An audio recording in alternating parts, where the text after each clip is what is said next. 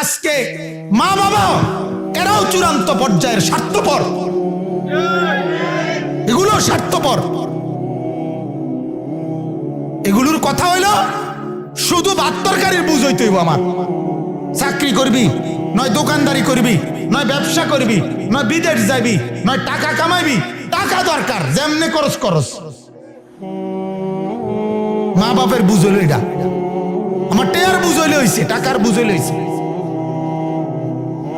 টাকা দরকার আমার, তোর চরিত্র থাকুক বা না থাকুক, তোর আখেরাত থাকুক বা না থাকুক, আমার টাকা দরকার। আল্লাহ তাআলা কারো ভাগ্য, কারো অবস্থার পরিবর্তন করে না। ইন্নাল্লাহ লা ইউগাইয়িরু, পরিবর্তন করে না আল্লাহ। আল্লাহ বলছে হাত্তা ইউগাইয়িরু মা বিআনফুসিহিম, নিজেরা তাদের অবস্থার পরিবর্তন করতে যদি আগ্রহী না হয়, আল্লাহ তাআলা পরিবর্তন করে না। আশ্চর্য আমরা, আমাদের বিবেক।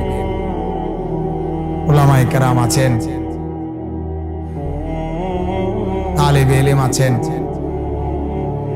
কমপক্ষে একটু দূরত্বে দিতে পারতেন। একটু ফিকির করা দরকার। এভাবে ধীরে ধীরে ধীরে ধীরে ধীরে সব জায়গায় আমরা সমাজের মধ্যে অধপতন আমরা আমাদের হাতে ধরে ছেড়ে দিচ্ছি। এই জন্য বলতেছি, আসলে আল্লাহর কথা বলার পরিবেশ শেষ পর্যন্ত কয়দিন থাকে বলা যায় না। একদিকে করোনা, একদিকে সরকারি বিধিনিষেধ, আরেকদিকে নাস্তিক মুরতাদদের প্রচারণা, আরেকদিকে ইসলামের দুশমনদের বহুমুখী ষড়যন্ত্র। হ্যাঁ, এগুলো তো আছেই, চলমান, ঠিক না? এগুলো তো চলমান। আপনার সাংবাদিক নিজের থেকে জিজ্ঞাসা করতেছে, বলে নাই উনি, স্বাস্থ্য সচিব বলে নাই কিছু, উনি বলছে যে ঘরোয়া পরিবেশে, হ্যাঁ, ঘরোয়া পরিবেশ ছাড়া বাহিরে খোলা ময়দানে কিছু করা যাবে না। ওরা ইচ্ছা করে জিজ্ঞাইতেছে বারবার, ঘরোয়া পরিবেশে ভিতরে মাহফিল করুন যাবে, কিন্তু এটা জিজ্ঞাসা কেন করে? বুঝেন না হিসাবটা আপনার?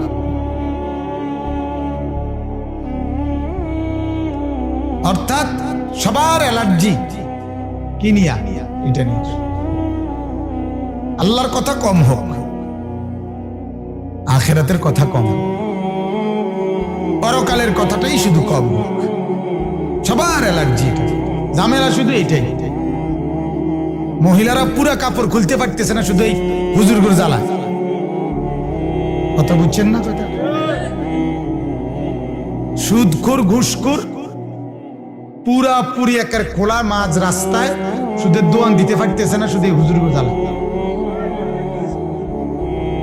ফেন্সিখোর, বাবাখোর, ডাইলখোর খোলামেলা বিক্রি করতে পারতেছে না, ইয়াবা, শুধু এই হুজুর মসজিদ মাদ্রাসা এখনো এগুলোর জ্বালাতনের কারণে। এগুলা যদি না থাকতো তাহলে একদম খোলামেলা ওপেন করতে পারত। ইউরোপ আমেরিকাতে যৌন স্বাধীনতা, open open sex, free sex, অর্থাৎ অবাধ যৌন স্বাধীনতা।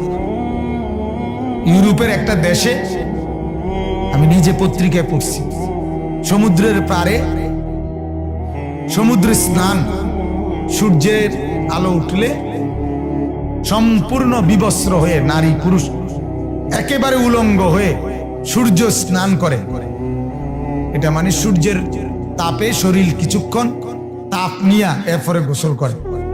তো ওই দেশে আপনার কিছু ভদ্রলোক, যদিও কাফের, একটু বিবেকবান হয়তো, ওরা একটু প্রতিবাদ করছে যে এটা একবারে বেশি নগ্নতা দেখা যায়।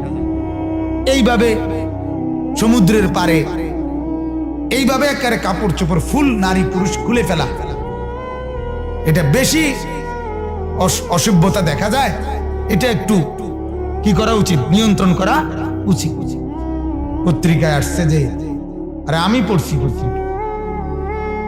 পত্রিকায় আসছে যে ওই নারীরা, ওই পুরুষরা ওই দেশের রাজধানীর প্রধান সড়কে সম্পূর্ণ বিবস্ত্র হয়ে তারা প্রতিবাদ মিছিল করছে যে এটা আমাদের অধিকার, এটা ব্যক্তি স্বাধীনতা,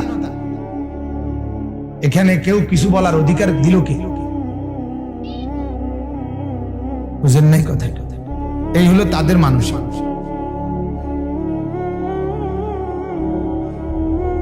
তো আপনি কল্পনা করেন, এটা আমাদের মাহফিল, কিন্তু এখানেও যদি উপযুক্ত মেয়েরা এই পরিমাণ আসতে একটু লজ্জাবোধ না করে, তো এদের মানসিকতাটা কোথায়? এরা শুধুমাত্র আমাদের জ্বালায় পারতেছে না, আমাদের কারণে পারতেছে না। আমরা এখনো কিছু বলি, কিছু মানুষ শুনে আমগো হুজুরদের কথা, এই কারণে আটকায় রয়েছে। এজন্য আসলে বাজান খুব আফসোস মনের মাঝে, এই মন ভাঙ্গা নিয়েই ওয়াজ করি। মাঝে মাঝে খুব পেরেশানি হয়, কাকে বলবো, কোথায় বলবো, কিভাবে বলবো, কতদিন বলবো। আল্লাহ তাআলা আমাদেরকে বুঝার তৌফিক দান করেন। আমার বাজান একটু হলো ভাই, সমাজটার চতুর্দিকে তাকায়েন, সমাজের চতুর্দিকে তাকায়েন, ছেলে পেলেদের দিকে তাকায়েন, মায়া নিয়া ছেলেদের দিকে তাকাই, কেমন হালাত, মেয়েদের অবস্থা, নারীদের অবস্থা নজর রাখেন কিরকম। হাদিসের মধ্যে আছে, আল্লাহ রাসূল সাল্লাল্লাহু আলাইহি সাল্লাম বলেন, একেবারে পরিষ্কার হাদিস, বনি ইসরাইলের মুসা নবীর জামানার, উনার হায়াত থাকতে না, ওনার পরে উনার কওমের একটি এলাকাকে আল্লাহ তাআলা একবার একজন ফেরেশতা পাঠাইছেন, এই এলাকার মানুষগুলোকে উল্টে দাও, মানে জমিনের নিচের মাটি তুলে উল্টে দাও।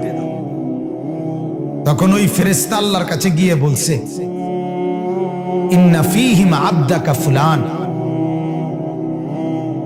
রব্বুল আলামিন এই মহল্লা, যেই মহল্লাকে আমাকে উল্টাই দিতে বলছেন, এখানে আপনার এমন একজন বান্দা আছে, লাম ইয়াসিকা তরফাতা আইন, যে একটু চোখের পলক, এক সেকেন্ড আপনার কোনো নাফরমানি করে নাই, তারে কি করতাম, ওনাকে কি করতাম? আল্লাহ তাআলা হাদিসে আছে, আল্লাহ তাআলা ওই ফেরেশতাকে বললেন, এক নম্বরে প্রথম গিয়া উল্টানিটা ওনারে দিবা, প্রথম মাথার তুল্লা আসার তারে দিবা, ওই বুজুর্গ প্রথম ওনারে উল্টানি দিবা, এরপরে বাকি করে উল্টাইবা। কেন? আল্লাহ নিজে বলে দিছে, ফা ইন্না ওয়াজহাহু লাম ইয়াতাবাআর ফিয়া তাত। আল্লাহ বলেন কেন না, কারণ এই লোকটা আমার জমিনের চতুর্দিকে নাফরমানি চলতেছে, অথচ এটার পেরেশানিতে কোনোদিন তার কপালে একটু ভাঁজও পড়ে নাই। হেতের ফানখানা ঠিক, এবার বনখানাও ঠিক, এবার বিড়ি খানাও ঠিক, চা খানাও ঠিক, বুটমুড়ি পেঁয়াজু খানাও ঠিক, ভাতও খানা ঠিক, রাতের ঘুমও ঠিক, আপেল মালটা খানাও ঠিক, হ্যাঁ সুবারি খানাও ঠিক, সুন খানাও ঠিক। বাহ বাবা, যেটার কোনো অসুবিধা না, এক বিন্দু চেহারায় কোনো পেরেশানি নাই, যে চলছেটা কি, চতুর্দিকে কেন এত নাফরমানি, কি করা উচিত, আমার সামর্থ্যে কি আছে, আমার সামর্থ্যে একটা বদনা পানি দেওয়ার মতো সুযোগ আছে, দেই না, কি বলে উচিত না? আমি একটা লোটা পানি দেই না আগুনটাতে, আরেকজনে বালতি দিয়ে দেও, আমি বদনা দিয়ে দেই, আমি জগ দিয়েই দেই না। অর্থাৎ আমি আমার সাধ্যের ভেতরে কিছু বলি না, আমি একটু ফিকির করি না, আমি কারো কাছে বলি না কমপক্ষে ভাই আপনারা তো আল্লাহ ক্ষমতা দিছে, আপনি তো ইচ্ছা করলে এই ছেলেগুলোরে বললে ছেলেগুলো পরিবর্তন হবে। এমন হইতে পারে না ভাই, আমি তো সাধারণ মানুষ, আপনি তো একজন মেম্বার, আপনি তো একজন চেয়ারম্যান, আপনি তো একজন সর্দার, হ্যাঁ আপনি একজন প্রভাবশালী, আপনি কদ্দুর করলে তো হয় ভাই। এই কথাটা কি বলা যায় না? এই ফিকিরটা কি করা যায় না? আপনাদেরকে একটা ঘটনা শুনাই, রাসূলুল্লাহ সাল্লাল্লাহু আলাইহি সাল্লামের জীবনের ঘটনা। নবীজি সাল্লাল্লাহু আলাইহি সাল্লাম যখন মক্কা থেকে মক্কা ইসলামের দাওয়াত দিচ্ছিলেন, তখন দাওয়াতের ৭ম বছর, মানে ইসলামের দাওয়াত তো শুরু করছে 40 বছর বয়সে নাকি ৭ম বছর, তাহলে মানে ৪৭। ৭ম বছর মক্কার কুরাইশরা কাফেররা সিদ্ধান্ত নিয়ে আল্লাহর নবী সাল্লাল্লাহু আলাইহি সাল্লাম এবং তার অনুসারী যারা ওনার সাথে, তাদেরকে বয়কট করছে, সামাজিকভাবে বয়কট করে এক ঘরে করে দিছে এবং কাবা ঘরের বারান্দায় কাগজ লিখে ঝুলায় দিছে যে আজকের থেকে মুহাম্মদ এবং তার অনুসারীদের সাথে কুরাইশদের পরবর্তী নির্দেশ না দেওয়া পর্যন্ত কোন রকমের আচার অনুষ্ঠান, লেনদেন, বিবাহ শাদী, বেচা কিনা সবকিছু নিষিদ্ধ। নাউজুবিল্লাহ। আল্লাহর নবী সাল্লাল্লাহু আলাইহি সাল্লাম ওনার অনুসারীদেরকে নিয়ে, অনুসারীরা দুই রকম, যারা মুসলমান হয়েছে তারা তো আছেই, কিছু লোক কাফের কিন্তু নবীকে ওনার গোত্রীয় লোক, এরাও আল্লাহর নবী সাল্লাল্লাহু আলাইহি সাল্লামের সাথে একত্রে একটা দুর্গ, শিআবে আবি তালেব বলে, এই দুর্গের মধ্যে আশ্রয় নিছে। এরপরে 3 বছর একটানা, 8ম, 9ম, 10ম বছর, এই 3টা বছর আল্লাহর নবী সাল্লাল্লাহু আলাইহি সাল্লাম ওনাদেরকে সাথে নিয়ে এই বন্দি জীবন একাকী ওনাদেরকে সাথে নিয়ে কাটাইছেন। আমরা স্পষ্ট কিতাবে পড়ছি, তারিখের কিতাবে, ইতিহাসের উর্দু কিতাবে, সিরাতে মুস্তাফা, হযরত মাওলানা শেখুত তাফসীর ইদ্রিস কান্দলভি রাহমাতুল্লাহ আলাইহি দারুল উলুম দেওবন্দ মাদ্রাসার শীর্ষস্থানীয় আলেম ছিলেন।